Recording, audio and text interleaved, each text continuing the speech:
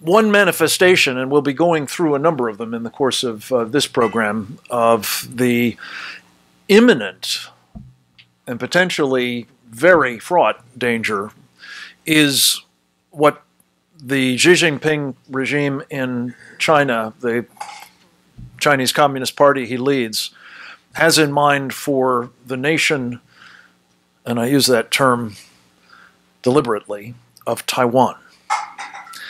And a man who has just returned from there and who has spent many years both in connection with Taiwan and in connection with the state of affairs in his native China, is, I'm pleased to say, with us. His name is Lianchao Han. He was a student activist in his youth back in the 70s in, among other places, Hunan. He helped champion the idea that there should be free elections in China. Needless to say, this did not endear him to the regime of the day, nor has it in the years since. It has, however, endeared him to all of us who hope for the Chinese people that they too will enjoy the freedom that unfortunately many of us take for granted, but that we know must now be defended against the Chinese Communist Party. Lianchao Han, will you join us and tell us a little bit about the CCP's, Chinese Communist Party's, threat to Taiwan, among other free nations?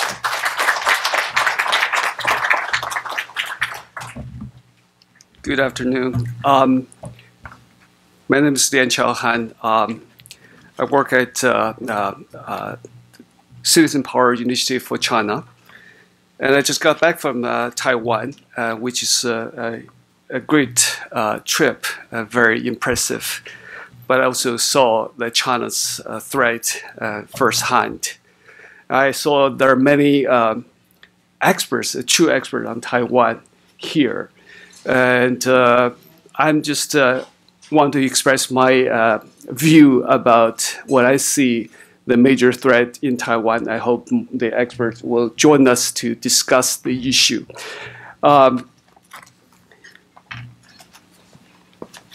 Tomorrow is going to mark the 40th anniversary of Taiwan Relation Act.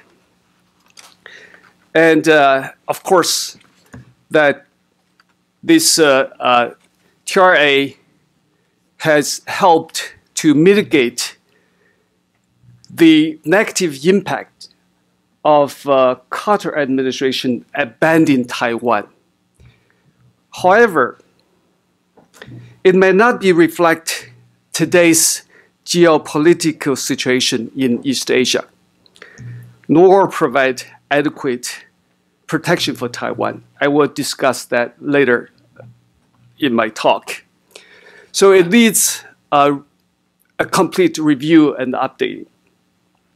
This is critical because the Chincom's threat to Taiwan is imminent. And because Taiwan's very survival and Taiwan people's life are on the line. From Nixon administration to Obama administration, the US had made so many mistakes in regard of Taiwan. The biggest mistake, I think, is walk right into the CCP's trap, one China trap. I think that's the biggest mistake. The Chincom's goal, the Chinese Communist CCP's goal on Taiwan is to seize and occupy the island at all costs. Since Xi Jinping took power, the regime has been intensifying all front assaults on Taiwan, against Taiwan. Xi Jinping believes take over Taiwan is his historic mission, a part of his China dream, and a great national rejuvenation. 40 years ago, when US and China re-established, normalized so-called diplomatic relationship, And the Chinese regime made a Taiwan statement, which shifting its policy from so-called liberation to peaceful unification. But the matter of fact is, nothing much really changed. The CCP has been aiming to subdue Taiwan without fighting. But it also created so many narratives, such as the Chinese don't fight against Chinese, people across the street are the same family, and the shared destiny of the people across the street. But it has never stopped preparing for using military force to seize and occupy Taiwan. They have a grand strategy, and they're following the playbook step by step to make sure Taiwan become part of China. I'm going to talk about four areas that how China's threat becomes so damaging, so imminent. One is on political side, and second, military side. The third, economic side, and then diplomacy. So on the political side, Chinese regime knows better that the fortress is the easiest to break from within. How many time do I have? 4 minutes. 4 minutes? Okay. Okay. All right. Okay, so what they do in the political side is they launch political warfare against the political system, and they create basically it's the division and conquer strategy. They create divisions among the parties, political parties. I mean, KMT and the DPP, and also they create divisions within the parties to cause them, to make them collapse. I think that's you can see clearly from the beginning, very beginning. This is almost 30 years back, almost 40 years back. They've been doing this, the political warfare, political influence for many, many decades. And KMT, in the end, is totally collapsed and corrupted by the Chinese government. And the tools they use, the most effective tools they use, is to funnel financial, economic benefits, interests into KMT elites. Many KMT's children, retired generals, and government officials all went to China, make tons of money. In the process, they become pro-Chinese communist regime.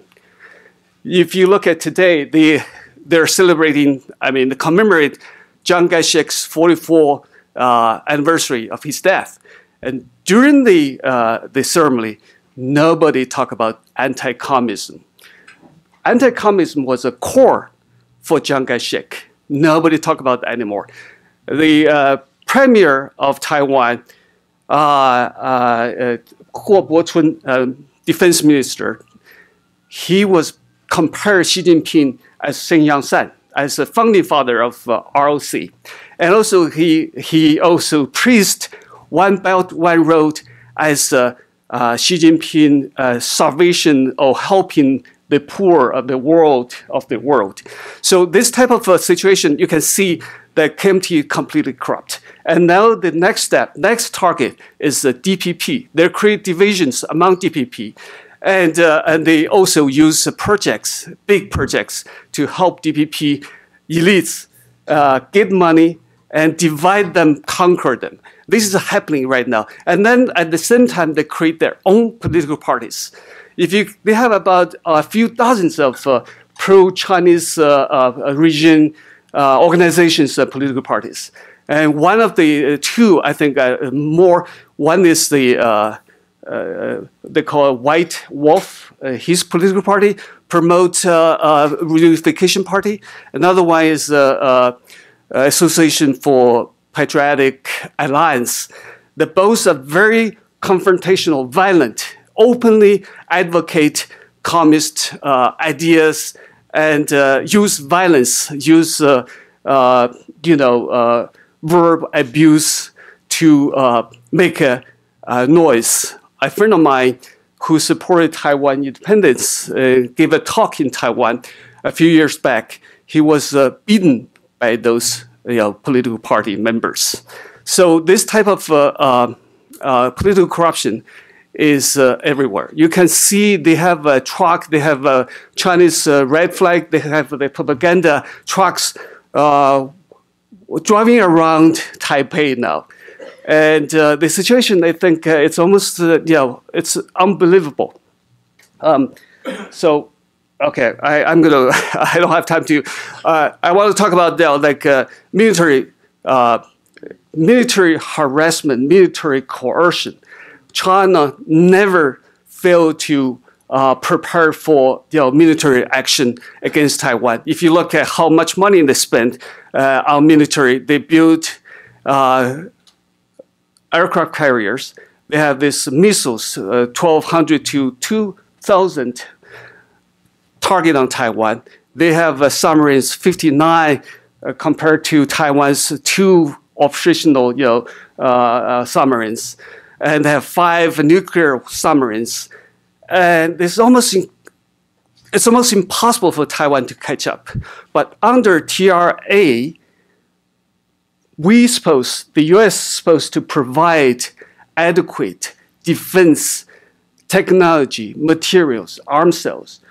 But that technology, that arms cells never catch up with China's rapid arm race, military modernization. So, and then on the economic side, China create economic dependency for Taiwan. You look at Taiwan's export, most Taiwan's export went to China, 40%. And Taiwanese businessmen, there are about 2 million businessmen working in mainland China. They're all become part of agents, part of Chinese United Front work to promote unification. And you have to work with them, support the agenda to be able to make money. They use that as a leverage against and lure them and to promote their own agenda. And that created the economic independence of Taiwan. Without break away from that, even Tsai Ing-wen has this southbound policy. I think without US help, it may not work effectively. Lastly, I think diplomacy. Taiwan is the best country. If we have to vote for a model member of the global village, Taiwan would be the top on our selection. But Chinese government use all this leverage to force, to so-called shave Taiwan's head. Basically, they want 0 diplomatic countries that has, the countries has diplomatic relations with Taiwan. The reason is they want to, no country recognize Taiwan's sovereignty so they can invade Taiwan.